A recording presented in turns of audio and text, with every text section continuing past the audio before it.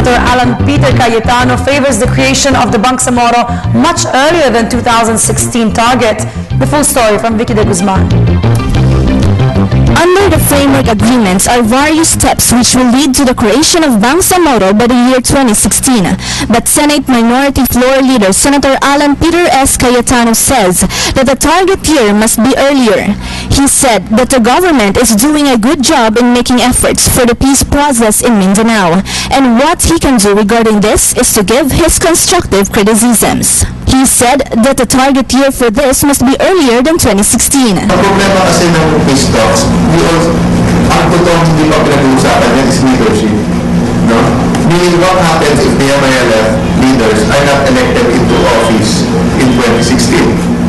What happens when the present leaders mayor of AAN does not want to give way to MILF? But for me, one thing I can contribute, I think, constructive criticism, masyado matagal na yung time frame nila.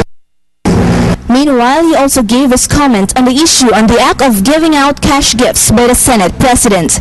He said that despite the country's current challenges, it is sad to know that their discussion still pertains to this issue. First of all, nakakaya for the Senate.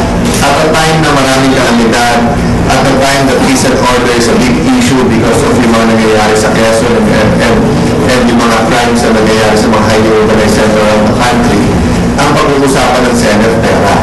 So I'm sad that this is happening, and I'm sad that the senators are in the middle of these discussions because it shouldn't be an issue. In fact, may nag-text sa akin na pinapakot ng mga sundalo na sila binawasan pa sweldo at ambagan makapagbigay lang sa regional level, samantalang ang mga senador, milyon pa lang pinag-uusapan ng pasahan ng pondo. Senator Cayetano also said that there are 3 areas they are looking into regarding the anti-cybercrime law. Meanwhile, he also promised to help those families affected by the Superstorm Pablo, which will include rehabilitation of small businesses. 5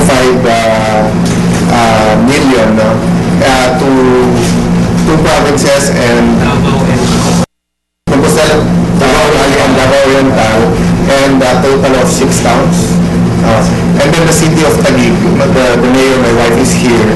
They're also giving a few millions from the city sa atin. Then 5 to 10,000, but we want to increase it to 5 to 20,000 for small businesses na totally nasira. For People's Television, Vicky de Guzman.